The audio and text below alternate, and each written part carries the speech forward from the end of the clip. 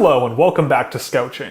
It has been a little while since we profiled an undersized offensive defenseman on this channel, and I think I have saved the best one for last. Today we are looking at Lane Hutson of the USA NTDP U18 Team. And I'll get this out of the way right off the bat.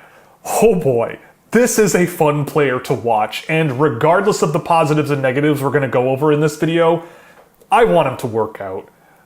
I want him to be a thing so bad.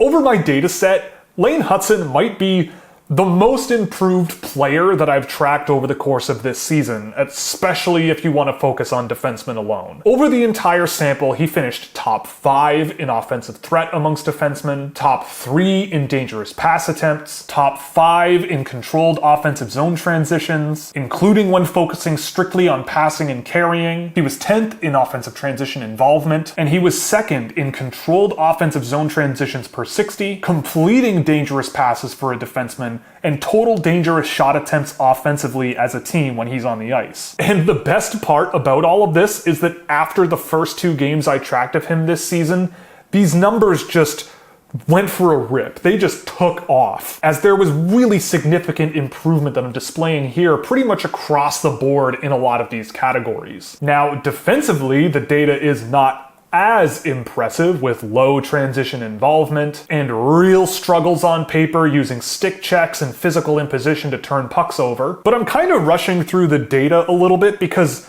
overall it's just really positive, and I'm really excited and want to show you the video that I have here. So where do we start? To me, Lane Hutson is a player that is marked by creativity and confidence, almost to his detriment. And that goes like double for when the puck is on his stick. His deception level and skill combined together are legitimately really impressive, but it's also really practical, getting himself and the puck into new space in the offensive zone, and doing so in a creative and threatening way that really pushes offense off the blue line impressively, unlike a lot of defensemen in this draft. And even including previously profiled defenseman Seamus Casey, who I still have ranked a little higher, I still see Lane Hutson being even better in terms of stepping up off the blue line to make plays more consistently than a player like that. And in fact, he probably does it better than almost any defenseman in this year's draft, in my opinion. He uses fluid footwork to change angles around the offensive zone, and he uses open ice to his advantage while scanning for options along the perimeter, constantly being in motion and looking for passing options. Even when not pushing pace and pushing defenders deeper into their defensive zone, he still spots seams effectively and executes with great timing. Even when he bends his knees on his backhand, gets lower to the ice than he normally is, and using edges to evade pressure and create gaps between him and pursuers, he just uses all of these things in conjunction to be a threatening playmaker and even at times a threatening scorer from many areas of the offensive zone. He's just one of the most fun, active offensive defenseman with the puck on his stick in this year's draft class. And he pushes play in the offensive zone with daring confidence and skill that I just would love to see in the NHL one day. But I would say in offensive transition situations, there's a lot less of this real yee-haw kind of hockey skill and confidence, but he still does use his body and deception really well to create space and create lanes for him and keep misdirection going so opponents can't track him. And for me, that's going to be a pivotal skill in the NHL, especially if his first couple of steps and ability to generate quickness doesn't really take a few steps in the next couple of years. And another fun little note before we keep going here is that Hutson attempted 18 carries up the ice with the puck on his stick. He didn't fail on 1. He tried a lot more to pass pucks in transition, but to me that's still really impressive, and I'd be curious to see if it could be leveraged more. And on that note, for high sample defensemen, Lane Hutson controlled 62% of his offensive transitions he attempted through passing. And of that subsample, that would put him 3rd, which is also really notable. Flipping to the defensive side of the game, he may be small, but he certainly does not back down from pressure, as he uses his tiny little body to protect himself from forecheckers pretty well, better than I certainly expected, and I think he got a lot more confident in this area as the year went on. If he can't escape pursuers using his feet and body positioning, he found ways to get pucks to safety in creative ways, and his ability to keep play flowing up the ice was a major component that went into his really strong pass completion percentages. Now, opponents are going to get larger and stronger as the years go by, but I found that Hutson prepared himself for contact really well on loose puck retrievals in the defensive zone, for example, and he did what he could to win races more often than not, and pre-planned his options for what he was going to do if he did win that race more often than not, which is going to be something he needs to do at the next level. However, it is undeniable that Hutson's lack of size and reach and strength certainly are a liability in quite a few defensive scenarios that I spotted. There just isn't much reach, and he doesn't take up much physical space on the ice, which can be a problem in a game that can sometimes come down to a matter of inches. And it's interesting to compare him to another sort of undersized defenseman that I also really like in this year's draft in Vladimir Grudinin, where I saw better four-way mobility out of Grudinin and a better ability to close medium and small-sized gaps with quickness coming out of those directional changes on his feet. So I do think this is a potential area of improvement for Hutson, being able to explode out of his pivots, challenge puck carriers, and close gaps more effectively than he did. But this also might be an NTDP structural problem, because this is now the third undersized defenseman that has this kind of issue. But even along the boards applying pressure, if he kept his feet moving, even then, he kind of bounced off of opponents. And just overall, without the puck, his game was just far less effective than it was with the puck on his stick. So quickness might help Lane Hutson shore up his defensive play a little bit, but there are a lot of reasons why he had a significantly worse rate of dangerous shot attempts against than the amount of success he had at the offensive zone. But that being said, there were moments of Hutson using strong intensity levels and determination to chase down puck carriers and use stick lifts to get pucks off of them and turn play around really quickly, which I think is going to be something he's going to need to leverage more. The overall intention and instincts that he brings defensively are certainly there, which is admirable for an undersized defenseman, even if the results aren't quite there yet. But the execution in terms of pivots and physical imposition along the boards and consistent stick checking, I'd say, is still a work in progress. But all in all, Lane Hutson became one of the most impressive offensive defensemen I've tracked this season. There are considerable question marks, but his under-18 tournament this year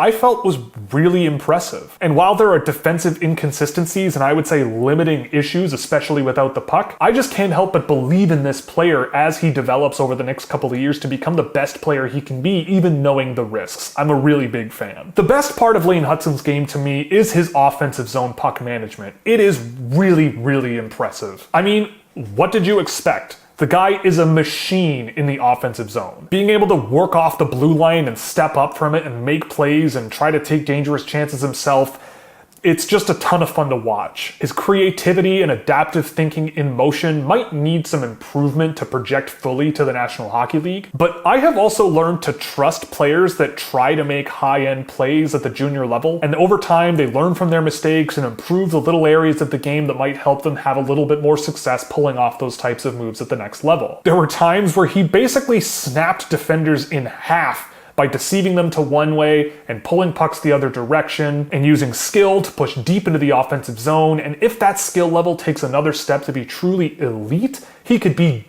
devastating in this area of the ice. And that could also help him have even more success in offensive transitions using that skill and deception there. He had high pass volumes and strong pass receptions, and he used his skill to create countless options to make those pass attempts easier, which I think is projectable to the next level, especially for a smaller defenseman. And I think at the end of the day, you're just looking at one of the more fun offensive creators off the back end that you're going to find in this year's draft. The good part is Hutson's transition quarterbacking ability. In offensive transition, Hutson's results were simply put great. They were often driven through passing in transition than carrying, and he will need to get quicker in the next few years, but his resilience and determination are really impressive to me, and it gave me a lot of confidence that he can use his low center of gravity and his current skill level, as well as that sense of deception to just get pucks up the ice one way or the other, and he did so often and with control. He finds seams well and moves pucks up the ice efficiently and pretty often, and improving the shortcomings in this area that are limiting him here and there could make him even more of an offensive transition threat than he already is. The not so good part is the real question mark here, and to me that's his ability to generate speed and how those speed issues might limit his defensive abilities at the next level. And this is a clip that I think highlights what I'm kind of getting at. He gets the puck on a defensive entry and baits the Swedish defender one direction, and he pulls the puck the other direction as he does, and he looks like he's going full throttle here, moving his feet a lot, but he's not really generating a whole lot of real speed in this situation. And while he gets the puck out of the defensive zone in this situation, the forechecker chasing him down, who he embarrassed in the corner, almost catches up to him. And similar to other NTDP defensemen we've tracked, Hutson defensively could really open up large gaps defensively. And the quickness that he has wasn't quite enough to close those gaps and manage them effectively and really impose himself defensively, which I think he's going to need to do a lot better, especially considering his size and the quality of competition he'll be facing pretty soon. He's small, and I think he plays small at times, and I think that's going to need to change because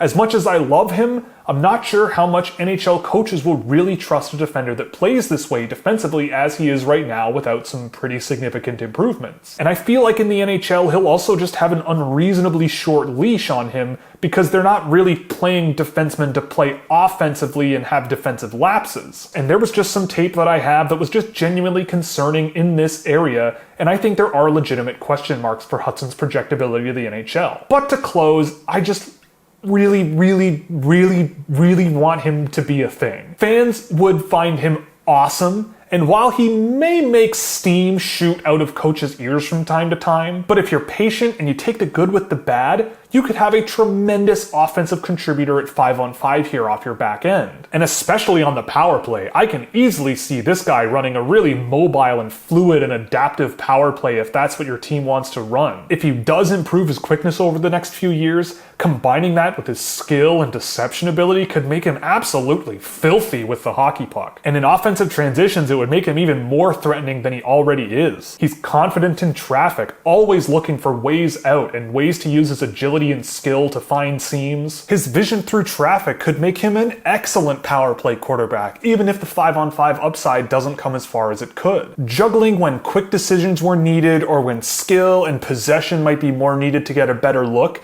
was something that Hutson did very well and got better at as the season went on. And in this class, Hutson was one of the few players that I just was excited to sit down and watch, and that only got more intense as the year went on. And sitting down to watch Lane Hutson at times, it really felt like that episode of It's Always Sunny in Philadelphia where they're playing Charlie McDennis and Dennis Reynolds knows the answer to the question of why Charlie hates Dennis, and he just cannot wait to spit out the answer when Charlie inevitably passes. But on the other hand, Lane Hutson is small and he lacks high-end acceleration, which I think he's going to need to be successful at the next level. And through that, he can get exposed defensively quite often and more than you would like. Will it all come together at the end?